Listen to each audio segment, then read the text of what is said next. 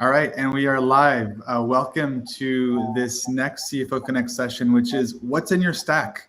I talk to a lot of finance leaders out there, and one thing everyone's always talking about, trying to optimize, trying to discover are the tool stacks. Understanding what can I use next to make sure that your processes are streamlined and efficient. And so we actually brought in a real live finance leader, Carsten here, who will pop open the hood and talk about his finance stack at Lucanet. Super happy to have you, Carsten. He's joining in also from an offsite. So thank you for taking the time to chat with us today. Before we jump into the session, just a heads up, we will be talking about Carsten's tech stack, looking at exactly what he uses for every single finance process and category. He's also going to talk about, how the stack evolved. Of course, we're going to talk about AI and where AI has been implemented into that tech stack. So a lot to cover in 30 minutes. But before I jump in, this session is hosted by CFO Connect. For those of you who are new here, CFO Connect is a finance community. We put on webinars like this, content, anything we can to help you be better at your job in finance. So if you want to apply to join, it's a private community. You can join there. I just dropped the link in the chat. We will also want to make this super interactive. So if you want to ask questions, feel free to drop them into the Q&A tab on the right-hand panel, and we will be answering them kind of on the go actually. So really, this is supposed to be, a time for you to learn and hear from Carsten. So feel free to ask questions in the Q&A. And we will send a replay at the end of the session by email, so you'll have that as well to rewatch afterwards. So enough talking from me. Before jumping into the actual tech stack that we will show on screen, I first wanted, Carsten, you can give a quick intro about yourself, your background, but also context of your company so that we understand how you got to actually building the tech stack you currently have. Yeah, thanks for the introduction, and thanks for having me.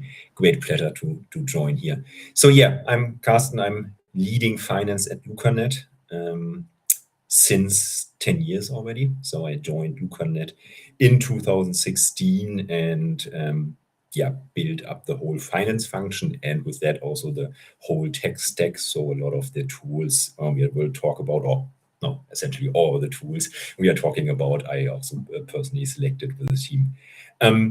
What is Lucanet doing? I mean, essentially, we are finance software for the office of the CFO. So basically all the things that a CFO needs to do to prepare group statements, to do operational planning.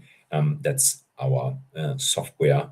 And we are pretty strong in Germany, in the DACH market, but also Netherlands, UK, France, you name it. So basically Central Europe.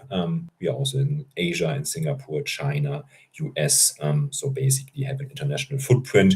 So we are managing in finance roughly 20 entities, thereof 4 in Germany and the rest spread all over the world.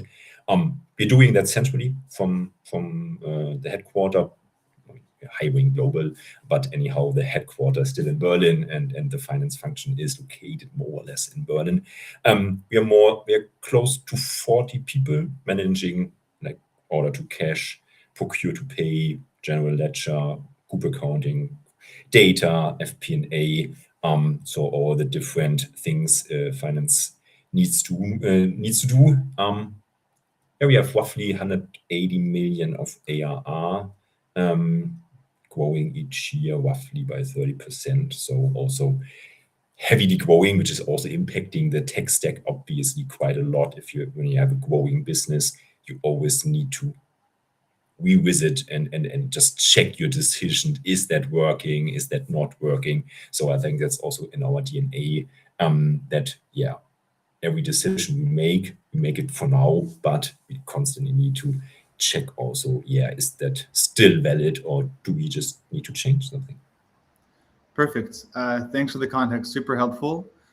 So now we will flip on screen the tool stack, and then we will just walk through it tool by tool, just to really start to give an overview here. So Exactly. we worked with Carsten, on building this diagram of the tech stack with integrations, whether it's file imports, and with also the if there's an AI kind of touch to it. So yeah, Carsten, over to you. Would love to just get an overview on the tool stack, and if you want to walk tool by tool to walk us through kind of your thinking about how you built this. Yeah.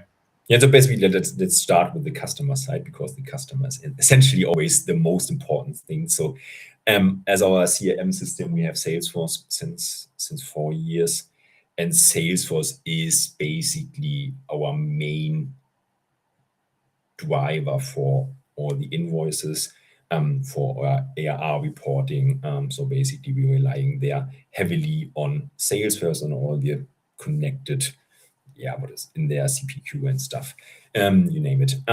As in the middle of our everything, we have Business Central.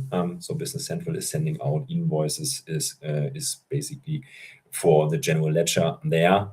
So we have Salesforce connected to Business Central, and all the invoicing is automated. So basically, Salesforce is pushing the invoice via Workato to Business Central, and then we are sending out the invoice to the customer. So there's no human in the loop anymore, except for one final check that we just check, okay, does it make sense on a highly level? Because I mean, it's always nice to just know what we're sending out, and we're not sending out to a customer something which is completely wrong. But we fully automated that in the last 2 years. That there's basically, we have 99% automation of all invoices. Major milestone we also achieved there, and massively helping us also in the order to cash overall view, that we are progressing fast, and that we don't have to spend a lot of time in sending out invoices and correcting invoices. Also, the investment in Workato was super helpful. We did it some years ago with Power Automate to connect Salesforce and Business Central. That was not working so well, to be honest.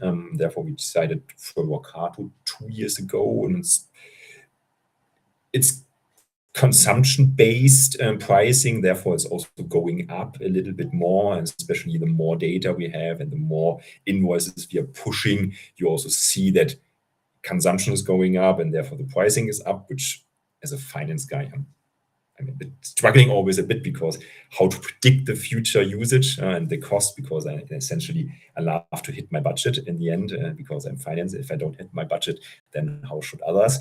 But essentially it's still working. So we have a super good performance for that, no technical issues.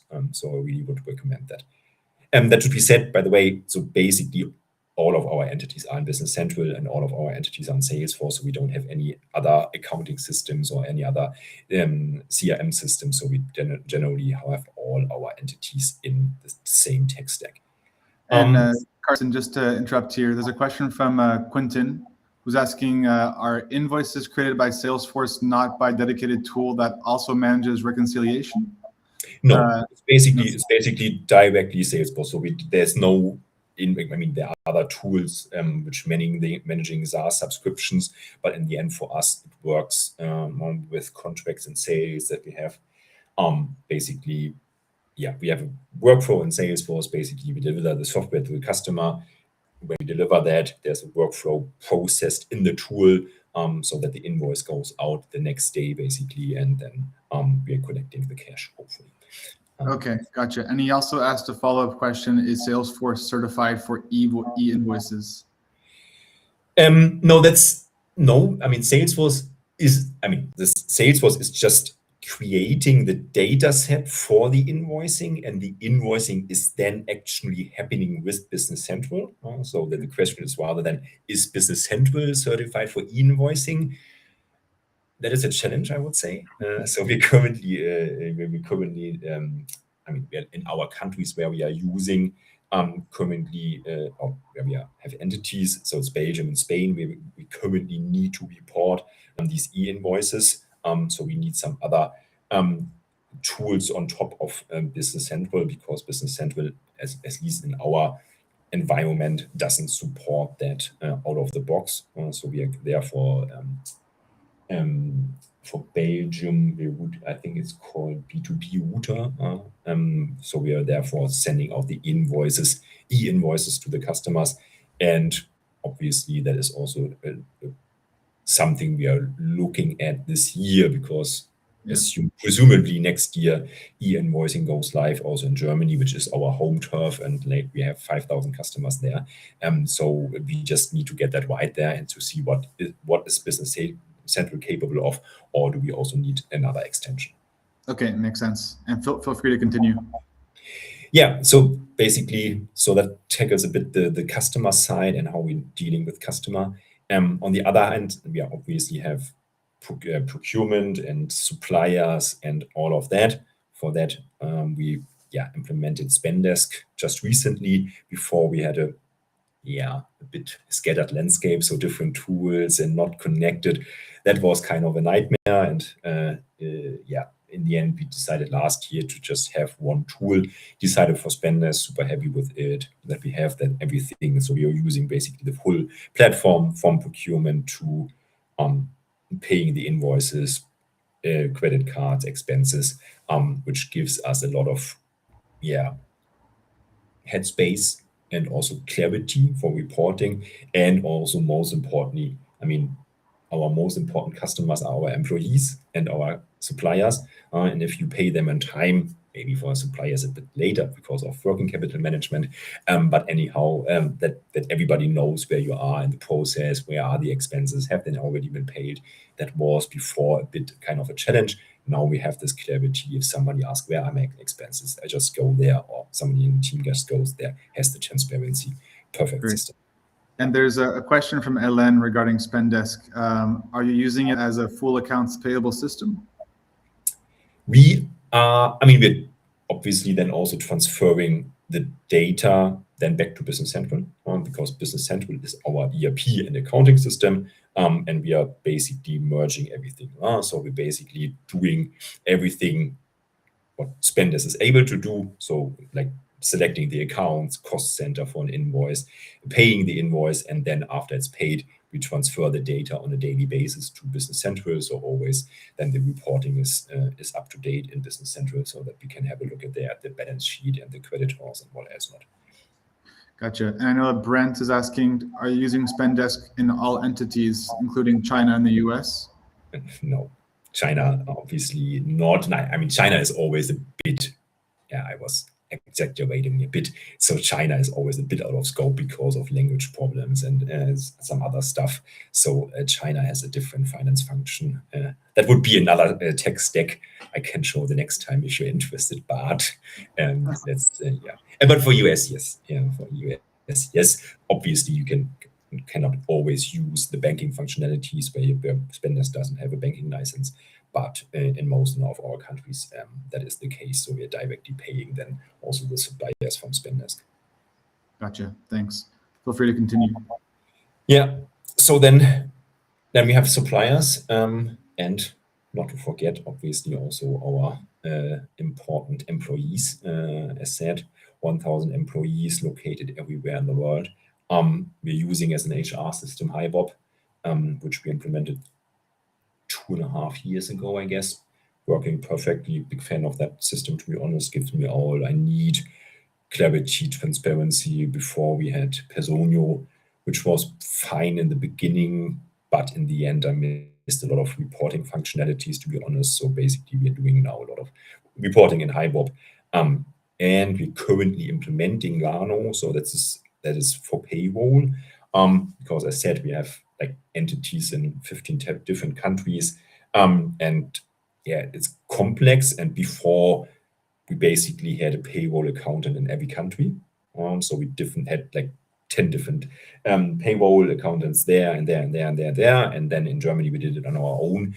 But especially if you want to change something, if you want to have a transparent reporting, that was slowing us down because we needed to speak to 10 different tax advisors. So now we are implementing Lano as one payroll tool on top of HiBob. So it's basically native on HiBob, and it's basically aggregating all the data from HiBob, and then putting the data together, and then paying it to the different payroll accountants in each country. So that will be a massive step. The first entities are live, and it helps us massively. Last but not least, on the slide, so where everything comes together. I mean, as finance enough cash. So when speaking about cash, everything comes together for us at JP Morgan. So we implemented 3 years ago kind of this standardized banking system, so that every entity has a JP Morgan account, so that we have one banking platform. We can just basically log in. We see all the account balances. We can basically do cash pooling, which wasn't possible before, because we had then like the typical German banks, and some local banks in France and Spain, and then you always know you just need to log into 5 different systems to just get an overview of how much money is currently on the balance sheet. So that is now really working well. So that's on the top of this everything. When we're now coming more on the reporting side, so how do we manage reporting and data? I mean, in our today AI world, I think data is super crucial. Therefore, starting with the data platform. So we started to invest 4 or 5 years ago into our data platform. We're now using Fivetran, Snowplow, Snowflake, dbt, and Lightdash for basically all the not financial reporting. I come to that at the latest point, but at the last point, but all the ARR reporting or people reporting that basically lives in our data warehouse. We are super happy with that. We also built a semantic layer on top of the Snowflake data warehouse, so that basically users can interact with the data. They can also use Claude and MCP to basically just ask questions in real time, in real language, and just get proper answers. We also use Lightdash as a front-end tool for reporting purposes. We used before, and still slightly using, Tableau, but it didn't work out for us anymore because Tableau was too complex. I mean, we wanted to have a BI tool, a front end, where the end user, so somebody in sales, somebody in marketing, somebody in revenue operations, can essentially work on their own with the data. So they don't need to reach out to our data team. They just need to own the data on their own, and they just can build the dashboards on their own. That's why we implemented Lightdash 2 years ago, which is basically a simple system which sits on top of Snowflake, and you basically can drag and drop your dashboards and get all the data together and make your own analysis. So the data team basically controls the environment, what is uploaded there, controls the KPIs, what is ARR, how do we define that, what are discounts and stuff, so that it all comes together. And that was also super helpful, because before, with Tableau, our data team was always the bottleneck, because the more you have in sales and marketing, the more appetite you have for data, but then you have like 100 requests at the same time, and the data team is just not able to deliver that. And there's a question from Enrique from the audience asking regarding Lightdash and Lucanet. They're both mentioned as reporting tools. Yeah. And he's asking, how are you using them differently, and what can one do versus the other that makes them actually usable? Yeah, I mean, that's my last point now. So Lightdash is basically everything which is not financial reporting, and Lucanet, our own software, is basically everything which is connected to P&L, balance sheet, cash flow, operational planning. So basically, what we're doing is we take the numbers in Business Central on entity level, and then we play that directly to Lucanet and do our monthly closing directly there, or our group closing. We are reporting according to IFRS, so the auditors are then also checking the numbers directly in Lucanet. So we're basically extracting on a daily basis numbers from Business Central, have then on an entity level in Lucanet all the data, press a mouse click, and have then basically the consolidated view on our group on a monthly basis and report from there. So basically, Lucanet for us, consolidated financial numbers, P&L, cash flow, balance sheet, and Light Dash rather more the ARR type of reporting. What we also use Lucanet for is the whole operational planning, which is also getting more and more important, that we have kind of a rolling 12-month forecast, and we are constantly updating our numbers, because in this world we are living today, I guess you constantly need to change your plans. And the plan you made like 3 months ago is constantly changing.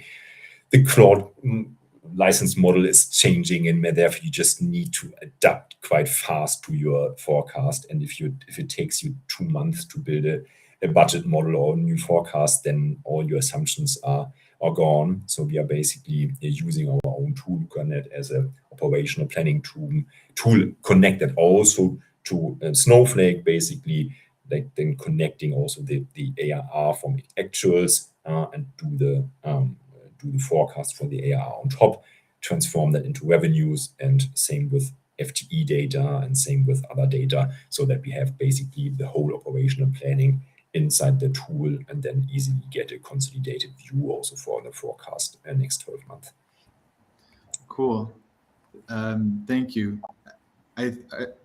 Anything else you want to touch on the tech stack overall? Because I think overall, I think I mentioned most of the tools, so I hope I didn't forget anything. So yeah. Cool. No, thank you. Super thorough, super understandable for the context and kind of like the tools and how they're being used. I know that we have about 8 minutes left. We had like a huge list of questions. We're not going to get to all of those. So I will pick and choose what I think would be the most interesting. So of course, my mind goes to AI. Yeah. And so as we can see in the diagram, you do have a few AI workflows in use with a few tools. Just taking a step back, how are you thinking about using AI in your tech stack currently? And maybe do you want to talk about any cool use cases within these tools that are interesting? And then second question would be more about like Claude Code and all that, but like let's first of all have that first answer. Yeah. Yeah. I mean, it's super important. It's super interesting these days, and how to look at AI. I think we at Lucanet just look at AI kind of as a whole structural shift. So the whole way we are working with software is changing, because essentially AI needs to be embedded in a tool, and what we are with Lucanet, for example, doing, we're basically having an analyst agent, which is basically helping us to prepare our monthly statements. So basically, we are just consolidating everything and just asking then the analyst agent, basically in a kind of chat bot window, what are the numbers that look odd? Where do I need to look? Basically, so that you basically have a bit of support, what in the past was taking a bit of time from a group accountant or from a financial controller or from FPA. Okay, this account, maybe that needs to be somewhere else. Where's the delta between actuals and budget? So that is really helping us to get to this automated monthly close. So that basically, and then it's just a starting point. I mean, we are not yet that. It's not just somebody presses the button and then the AI does everything. And also, what is super important for me also, and we also discussed that today on this offsite I'm currently at. I mean, I'm working in finance, and finance is also, we need to be also a bit precise. So if I hand over to my auditors numbers where basically say, yeah, well, I think they are 80% correct, no auditor will accept that, because I think Claude did that right, but 80% is correct.